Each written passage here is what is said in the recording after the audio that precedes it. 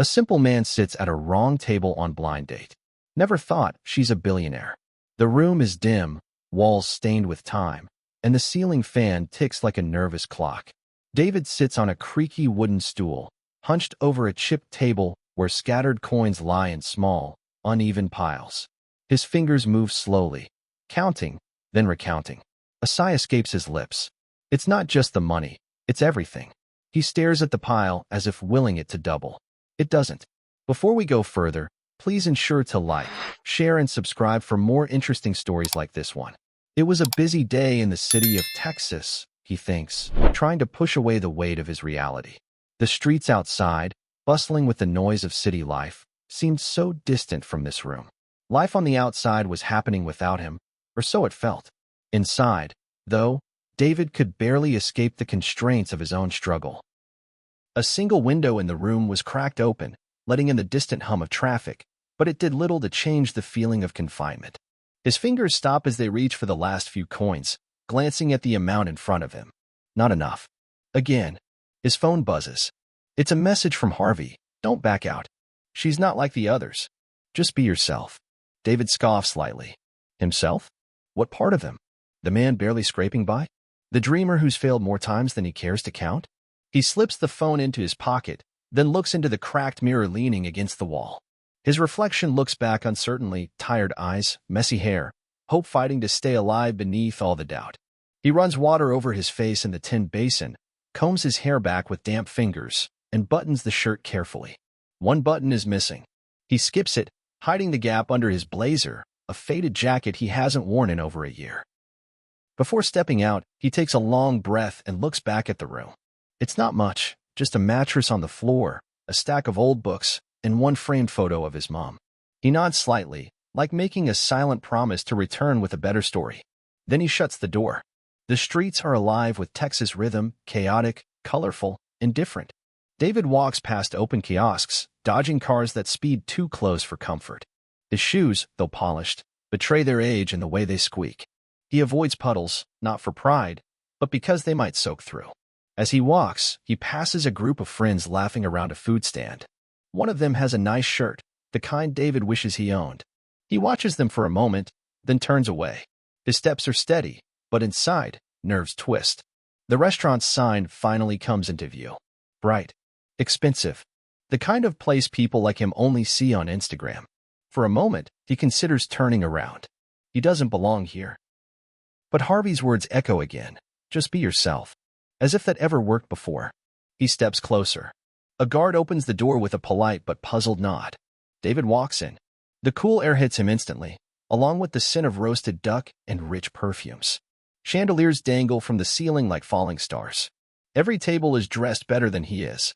Waiters in white shirts move with silent grace, pouring wine and serving plates he can't name. He hesitates at the entrance, unsure where to go, who to ask. No one notices him, or maybe they do, but pretend not to. His fingers twitch at his side. He knows people are watching. He tries not to care. A hostess approaches, clipboard in hand, fake smile polished to perfection.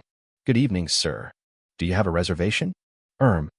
I'm meeting someone, he says, voice just above a whisper. She raises a brow. Name, please. David. Just David. She scans the list quickly, then gestures toward the dining area. She's not here yet. You can wait inside if you like. He nods, walks in slowly, eyes scanning the elegant space. Everything glitters. Everything whispers class and comfort and wealth. His mind races. What will he say? What if she laughs? What if she walks out the moment she sees him? He finds a quiet corner and sits down, stiff as stone. His hand goes to his collar, fixes it. Then he places both hands on the table to stop them from shaking. A waiter comes by. Water. David nods quickly, unsure if that'll cost anything. As he waits, he stares at the empty seat across from him. That's where she'll sit. Whoever she is. A stranger who agreed to meet a man with nothing but borrowed courage and hope stitched into an old jacket. The camera lingers on his face, worn yet dignified, afraid yet ready. A man at the edge of something, not knowing if it's a fall or a flight. He clears his throat, sits back slightly, and watches as the restaurant door opens again. The screen holds on his face, curious, uncertain. Before slowly fading to black, David takes one cautious step forward, then another, his shoes sinking slightly into the thick, lush carpet.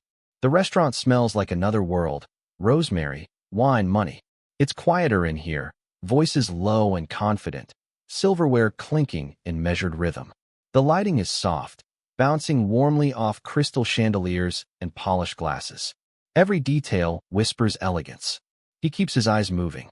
Every table is full of people who look like they belong. Men in crisp suits, women in graceful dresses that probably cost more than his monthly rent. He tries to walk like he's been here before, tries to breathe normally, but his heart thuds in his chest like it's running ahead of him. Then he sees her. She's sitting alone in a quiet corner, by a window that spills in soft amber light. Her dress is deep blue, simple at first glance, but the fabric falls in that expensive kind of way, elegant without screaming for attention.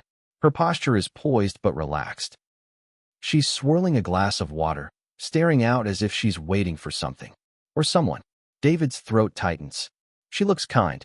That's the word that comes to mind. Not just beautiful, though she is, but kind. Approachable in a room that feels anything but. His eyes flick around the room again. No other woman is sitting alone. He straightens his jacket and makes his way to her table.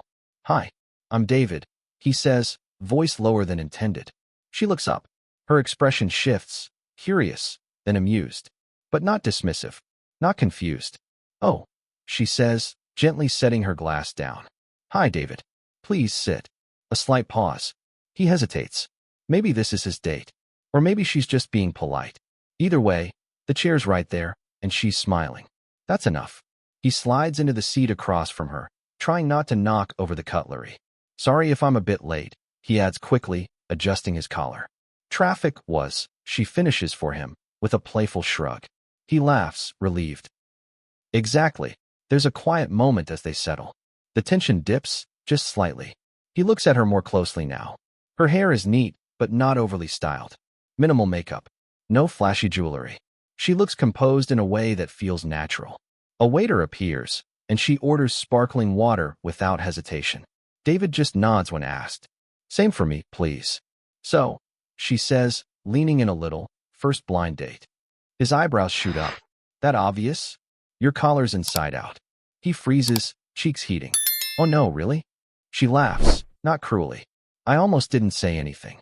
He quickly fixes it, fumbling slightly. "Great start, huh? I like it. Shows you're human."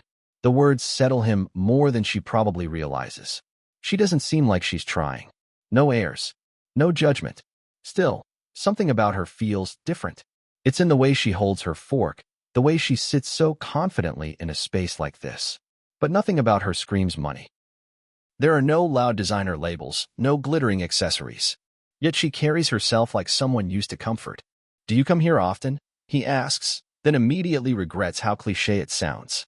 She smiles anyway. "Sometimes. I like the mushroom risotto. I wouldn't even know how to pronounce half the things on this menu." She leans forward a bit. "That's the trick. Just point and say it with confidence." He chuckles. "Noted." The conversation starts slow, like a record finding its groove. He tells her he works in IT, though freelance these days. She nods, asks thoughtful questions. He doesn't ask much about her yet. She has that air of mystery, the kind that feels earned, not forced. But the way she listens, really listens, makes him feel like maybe he's not so out of place here. He notices small things as they talk. The phone she keeps screened down on the table. The handbag tucked discreetly under her chair, subtle branding, but sleek and expensive. The watch on her wrist. Delicate, quiet, unmistakably top tier. Clues, like breadcrumbs, hinting at a life far from his. But she doesn't flaunt it. Doesn't steer the talk towards big travels, high-end jobs, or wealth. She seems focused on the moment. On him. That's the strangest part. He's used to being ignored, brushed off, or looked through. Here, she's leaning in, laughing at his jokes, asking follow-ups. He forgets, briefly, that he almost turned around at the door. "So," he says after a beat, "was this your idea or your friend's?" She tilts her head, lips quirking. "Bit of both." He grins. "Same. Harvey bullied me into it. Said I needed to stop being so afraid of people. And here you are. Here I am." Another small silence, but this one's more comfortable. He watches her as she stirs her drink absently. Still no sign that he's at the wrong table. No phone check. No awkwardness. If this is a mix-up, She's either too kind to say or secretly enjoying the mistake. He shifts slightly, mind whirling. He could ask outright, "Are you really my date?" But he doesn't want to break whatever this is. Maybe he doesn't care. She's here. She's smiling. That's enough for now. The waiter returns with their drinks. He pours gracefully, then leaves with a polite nod. David sips slowly, buying time, holding on to the moment. "So," she says, eyes twinkling, "what would be your dream job?" "No limits." He exhales.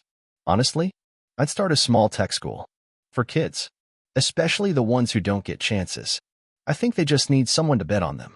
She nods, and something in her expression shifts, softer, more thoughtful. She doesn't laugh or brush it off. "That's a good dream," she says quietly. And for a brief second, the world shrinks to just this table, the soft lighting, the steady sound of conversation around them. He's still not sure if she's who he was supposed to meet, but for the first time in ages, he doesn't feel small. David leans back slightly in his chair, the glass of water in front of him untouched now, his nerves slowly giving way to a warmth he hadn't expected. She's looking at him, not through him, not around him, but directly at him, her chin resting gently on one hand, her gaze steady and open. Something about her presence makes him feel safe. Not in the physical sense, but emotionally safe. Heard. "So," she says with a soft smile, "what was it like? Growing up?" He blinks, caught off guard by the directness of the question. Not in a bad way, it's just rare. Most people, when they ask, don't really want the answer. But her voice carries no trace of pity or performance. He exhales slowly. "Honestly? Tough." He looks down at his hands before continuing, unsure where to start. Then it comes, slowly at first. "We didn't have much. Mom worked double shifts at a clinic that barely paid. Dad left when I was 9. Most nights, I'd fall asleep to the sound of her sewing machine." He chuckles faintly. "She used to make school uniforms for half the neighborhood." She doesn't interrupt, just nods gently. "I always felt like we were surviving, not living." "You know, I do," she says quietly. He glances up. She holds his gaze. "I used to draw websites in my exercise books," he adds. "Didn't have a computer, but I'd pretend I was designing the next Facebook or something." It felt like escape. A faint laugh slips from her lips, not mocking. More like she's amused by the idea of a boy sketching web pages in the margins of his homework. "That's actually brilliant," she says. "You imagined your way out." David shrugs. "Tried to. I did odd jobs. Cleaned shops, delivered stuff. Even repaired fans for neighbors when I learned how. Anything to save enough for a secondhand laptop." "And did you?" He nods. "Yeah. Took me almost 2 years. That thing was ancient, but it booted up. That was all I needed." There's pride in his voice now, barely hidden. Not boastful. Just the satisfaction of having earned every bit of his progress. She watches him closely. "You're more determined than most people I've met." He scoffs gently. "Not sure about that. Just stubborn, maybe." "I like stubborn." Their eyes meet again. Something flickers there. A brief silence settles between them, not awkward, just thoughtful. "What about you?" he asks. "You said you're in tech?" She nods, non-committal. "Yeah, I work on a few projects here and there. Mostly back-end stuff. I'm more behind the scenes." He senses there's more, but doesn't press. Maybe she's being modest. Or maybe she doesn't like talking about herself. Either way, she steers the spotlight back to him. "What drives you now?" That one takes him a second. "I think I just don't want to waste whatever chances I get. Like, life already took so much time just letting me get here. I owe it to myself to keep pushing." "Do you ever feel like stopping?" "All the time," he says with a dry laugh. "But then I remember what it felt like, watching other kids get picked for things, while I was too worried about feeding my mom. And I think, no, not yet." There's a pause. She looks at him with something close to admiration, not just for his grit, but for his honesty. "You're real," she says, almost to herself. He tilts his head. "Is that rare these days?" "More than you'd think." The conversation shifts. It drifts from childhood memories to favorite films, from the oddest food they've ever tried to places they'd love to visit. David's laughter becomes less guarded, more frequent. He finds himself smiling more freely now, tossing in little stories he's never told anyone. Not because they're important, but because she listens like they are. She tells him about her fascination with astronomy, how she once spent the night on a rooftop just to catch a meteor shower. He tells her about fixing his neighbor's water heater with a spoon and duct tape. Each exchange builds something between them. Not fireworks, not grand declarations, but small, solid bridges. They laugh over the same silly joke. Their hands reach for the salt at the same time. Their eyes meet and linger just a second longer than necessary. David starts forgetting he was nervous. He starts forgetting he wasn't even sure if she was his date. She gestures to his nearly empty glass. Would you like something else? He considers. I'd love to, but I'm honestly not sure I can afford it. There's no shame in his voice, just honesty. But immediately he regrets it. Not because he's embarrassed, but because it might ruin the rhythm they've found. She doesn't flinch, doesn't offer to pay, doesn't say anything patronizing. Instead, she smiles and says, then we just sit and talk. He nods, grateful. For the first time in a long while, David feels seen. Not for what he lacks, but for who he is. He didn't dress right, didn't order wine, didn't know which fork to use. But none of that seems to matter here. Not to her. The waiter passes again, and David watches him momentarily, wondering when this night will end and whether this strange luck will hold. He looks back at her, this elegant woman who listened like a friend and laughed like someone who understood. The conversation slows again, not from lack of interest, but from comfort. Like two people who've said enough to feel full for now. She glances out the window. Looks like the rain stopped. David follows her gaze. The streets outside glisten under amber lights, everything washed clean and quiet. He turns back to her. Thanks for this, he says quietly. She smiles. For what? For not making me feel like I don't belong. She holds his gaze for a moment, her eyes soft. That's because you do. The moment hangs. Just enough space for something to grow. David smiled faintly as he rose from his chair, excusing himself with a gentle, just a moment. The woman nodded, her fingers loosely circling the rim of her glass as he stepped away. He moved carefully between tables, still slightly amazed that the conversation had flowed so well. His nerves, once knotted tightly, now rested loosely around his chest. A surprising comfort had settled in. The restaurant, softly lit and humming with quiet chatter, felt less intimidating now. As he made his way towards the restroom, he passed a large mirror mounted on the wall. For a brief second, he caught his reflection, shirt a little creased, collar slightly askew, but his eyes held something new, ease. But that comfort was about to shatter. Near the lobby, just before the corridor to the toilets, a woman stood by the host stand. Her fingers tapped nervously against the screen of her phone. She was well-dressed, hair neat, and her eyes darted from the entrance to the rows of diners. Her lips moved, barely above a whisper. I don't know. I'm just here waiting. Yeah, for someone named David. First blind date. I'm nervous as hell. David froze. His heart dropped as if gravity had suddenly doubled. A name. His name. Her voice, clear, anxious, sincere. She hadn't noticed him yet. His mind raced, scrambling through possibilities, trying to find some alternative explanation, but there wasn't one. That wasn't just a coincidence. That was his date. The woman he'd just spent nearly an hour with, the one who smiled when he spoke about his mom, who laughed at his stories, wasn't the person his friend had set him up with. He had sat at the wrong table. Stupidly. Blindly. Sat down, introduced himself, and assumed.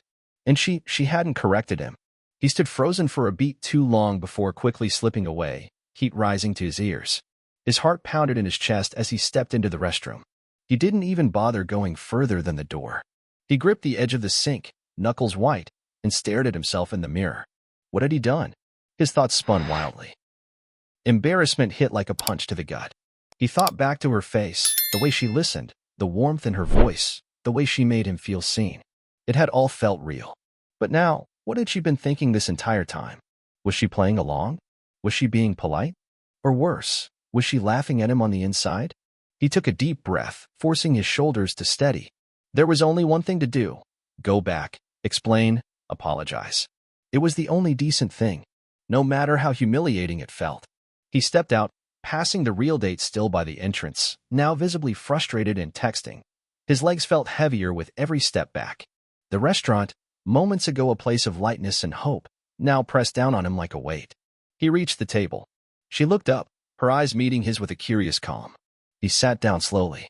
I need to tell you something, he said, voice tight.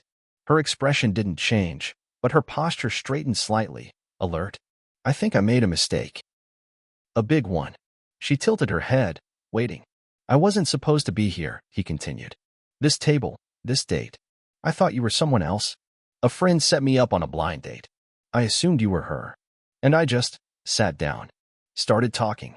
And you never said anything. He gave a weak laugh, empty of humor. I'm so sorry.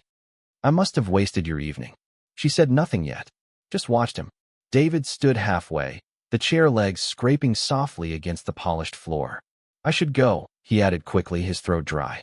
I didn't mean to intrude or lead you on. It wasn't my intention. The shame was almost too much to hold. His shoulders hunched, his eyes dipped. He couldn't bring himself to meet hers again. The rush of heat in his face spread through his body. He wished he could disappear, melt into the floor, rewind the evening, and walk past the table without stopping. But none of that would change the mistake. He was just a man with wrinkled sleeves, apologizing to someone who never owed him anything in the first place. And still, she hadn't said a word. Not yet. David had just begun to rise from his chair, the weight of humiliation sinking into his bones, when he felt a gentle hand wrap around his wrist. Wait, she said softly. He paused, startled. Her touch wasn't forceful. It was light, calm. But it rooted him in place. He looked down, confused, eyes meeting hers. There wasn't a trace of mockery in her expression. No laughter. No pity. Just something honest. Something almost tender. I knew, she said, her voice even and warm. I knew you weren't the guy I was supposed to meet. David blinked. What? She smiled faintly, not letting go of his wrist. From the moment you walked up, you looked lost, nervous, like you were hoping I was someone else. But you sat down anyway, and then you started talking. She gave a small shrug. I liked it. He sat back down slowly, unsure of what was happening. His heart thudded as he searched her face for some hidden agenda. So, you just let me think I was your date? I did, she admitted, then paused before adding, because you were different. David didn't know what to say. He could still feel the embarrassment crawling beneath his skin, but it was clashing now with confusion. And something else. A flicker of hope he wasn't ready to trust. I'm tired, David, she continued, of the same kind of man showing up, trying too hard to sell himself, talking about money, status, connections, like it's a checklist. You didn't do any of that. You just talked. He sat there in silence, absorbing her words. The truth of them felt surreal. The woman across from him, so polished, poised, elegant, had chosen to stay in that moment with him, even after knowing who he wasn't. I was real because I thought you were the one who wouldn't care, he said, almost to himself. I didn't care, she replied, eyes locked on his. And I still don't? He leaned back slightly, still unsure where this was going, when she picked up her glass, took a small sip, and said calmly, There's something else I should probably tell you. David tensed. He braced himself, sensing a shift in the air. I own this place, she said casually. He blinked. You, what? The restaurant. It's mine. He stared at her, stunned, trying to wrap his head around it. She looked serious. Not boastful. Just factual. And that's not all, she continued, setting the glass down. I'm the CEO of a tech company. We design AI systems for businesses. It's done well. David's mind spun. The dim chandelier lighting seemed to sharpen suddenly, casting sharper edges on everything around him. This woman, this calm, graceful woman he'd shared stories with, was a billionaire?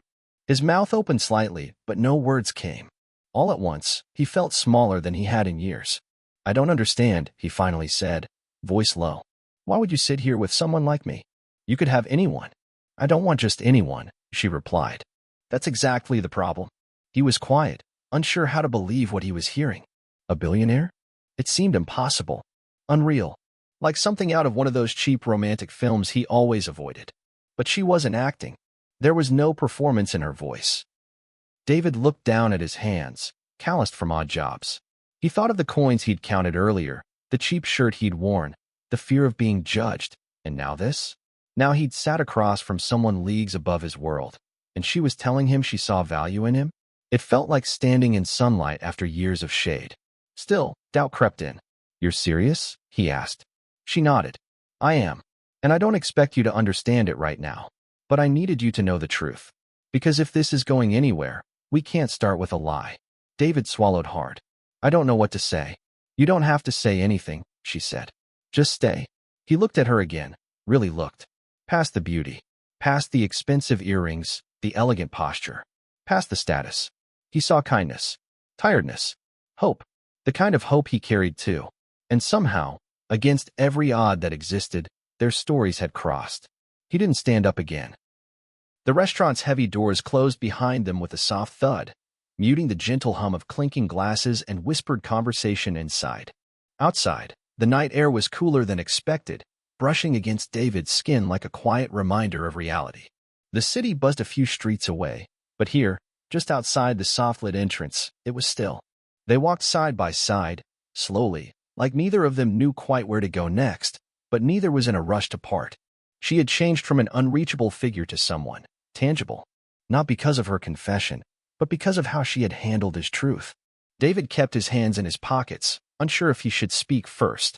His thoughts jostled for space, his pride, his confusion, the quiet warmth in his chest, but her voice broke through gently. "I meant what I said back there," she began, not looking at him, but instead watching her feet take measured steps on the pavement. "You were real. That matters to me more than you know." He glanced at her, still half in disbelief. The glow from a nearby street lamp caught in her hair, casting a faint halo. "You didn't have to tell me anything," he said. "Most people wouldn't have." She turned to him. "And most people wouldn't have sat at the wrong table and ended up being the right person." David chuckled quietly, the tension in his chest easing. It wasn't a romantic moment. It wasn't grand or cinematic. But it was honest. They kept walking, past glowing windows of quiet shops, the night stretching ahead like a clean slate. "So," she said after a pause, "what do you want to do with your life?" He hesitated. The question landed like a stone in still water. He'd never been asked so plainly. No one ever cared enough to ask, and he never thought he had the right answer. "I don't know," he admitted. "I've had dreams. But dreams don't feed you." "Try me," she said. David looked straight ahead. "I used to want to design furniture. I liked the idea of creating something useful, something that lasts. I took an apprenticeship years ago, but it didn't go far. Had to stop to work and take care of bills." She didn't interrupt, just listened, her pace matching his. "I still sketch things," he continued, "in an old notebook. Stupid stuff, tables, chairs, shelves. But I guess I never believed it would lead anywhere." "It could," she said simply. He laughed under his breath. "You sound like my best friend. He's the only one who thinks I've got something worth backing. Well, now there are two of us." That stopped him in his tracks. He turned to face her, unsure if he'd misheard. "What?" She stopped too, calm and steady. "I'm not offering charity, David. I don't do pity. But I know how it feels to want something and not have the means. I had help when I started. A mentor. One person who believed in me when I didn't believe in myself." He looked at her, eyes searching. "You're serious?" "Completely," she said. "I don't want anything in return. I'm not promising you success. Just a chance. If you still want to build things, I'll help you figure out how." David felt the words before he truly understood them. His life had never offered chances, only narrow escapes and hard lessons. And now here was this woman, wealthy, powerful, grounded, offering a path forward. Not because she felt sorry for him, but because she saw something worth growing. He could feel emotion building behind his ribs, but he held it down. "I don't know what to say. Just promise me something," she said gently. "Anything. Don't stop being honest. Don't stop being you." They walked again, this time without hesitation. The weight between them had shifted, less mystery, more connection. There were no declarations, no overdone gestures. Just two people choosing to continue forward, even if they didn't yet know the destination. She stopped by a quiet corner where the streetlights thinned. "This is me," she said, nodding toward a sleek black car parked nearby. David nodded, suddenly unsure what to do with his hands. "I'm glad you sat at the wrong table," she said.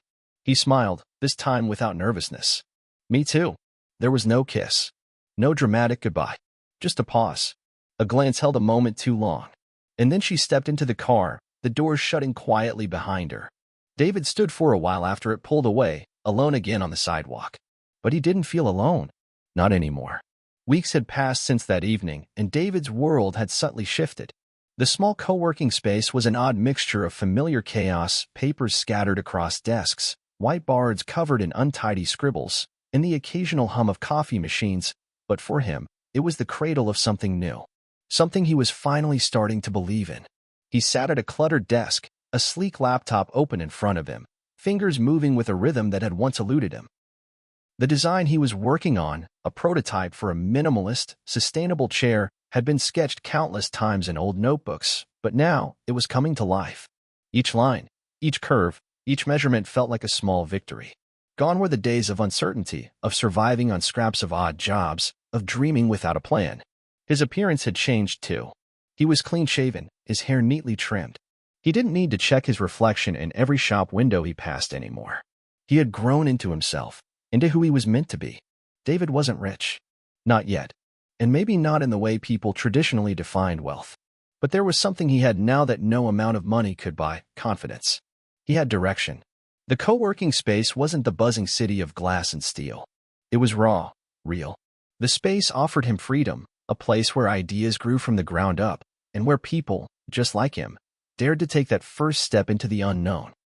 David's desk was simple, with only the essentials: his laptop, his notebook, a cup of coffee that had long gone cold. It wasn't much, but it was his, and it meant everything. As he worked, his thoughts would occasionally drift to her, the woman from the restaurant. Her voice, that calm certainty in everything she said, still echoed in his head. He hadn't heard from her in weeks, but he didn't need to. She had given him a gift, something far more valuable than the financial backing she had offered. She had opened his eyes to the possibility of something bigger than surviving. She had shown him that he was capable of growth. Once in a while, she still visited the co-working space. He would see her walk in, poised as ever, her presence almost serene. She always kept her distance, never hovering, never making him feel uncomfortable. She was a quiet observer, watching from afar as he worked. It wasn't like before, where she held all the power, where her wealth and influence had loomed large. Now, she was just someone who had believed in him, who had set him on this path, but never tried to push him down it. The balance was different. Her visits were rare, but every time, David would feel the subtle shift in his mindset. She'd ask how things were going, offering a word of encouragement, always aware of his progress, but never overbearing. It was as if she knew the true value of this journey was the one David was taking alone, at his own pace, in his own way. And it was that respect that allowed him to thrive. She wasn't trying to force his success, she simply trusted him to find it. He glanced up from his desk one morning as the door opened, and there she was again, looking as immaculate as always. She nodded to him, a soft smile playing on her lips. "How's it going today, David?" she asked, her tone light. He smiled back, no longer the awkward, unsure man he had once been. "Good. Really good. I think this chair might actually work." Her eyes twinkled with something that could have been pride, though she said nothing to acknowledge it. Instead, she walked toward the large window that framed the bustling street outside and looked out for a few moments, as though taking in the view just like he used to. David appreciated that about her, how she never sought attention, how she never made him feel small, even in the presence of all her success. After a few minutes, she turned to leave. "I'll let you get back to it. Just wanted to check in. Keep it up, David. You're on the right track." And with that, she was gone, as quietly as she had come. David sat back in his chair, letting out a slow breath. She hadn't said much, but those words lingered with him long after she was gone. You're on the right track. It was the sort of affirmation he hadn't realized he'd needed. But he did need it. And now, for the first time in his life, he believed it. The world outside his co-working space continued to move at its own pace. But inside, within these four walls, David was slowly building something that was entirely his own. It wasn't glamorous. There were no shiny offices, no fancy meetings. But there was work. There was creation. And there was hope. He pulled his chair closer to his desk, the hum of the space a soothing reminder that this was where he belonged. No one had to believe in him but himself, and for the first time, he did. The financial struggles still weighed on him at times. The future was still uncertain, but there was something in his heart now that wasn't there before. A certainty, a purpose. His phone buzzed with a message from his best friend, the one who had pushed him toward this journey from the very beginning. He read it, a small chuckle escaping him. The message simply said, "How's the next big thing coming along?" David shook his head, smiling to himself. Maybe it wasn't the next big thing.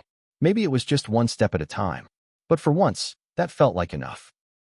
If you enjoyed this story, ensure to like, share, and subscribe for more amazing, heartfelt stories like this.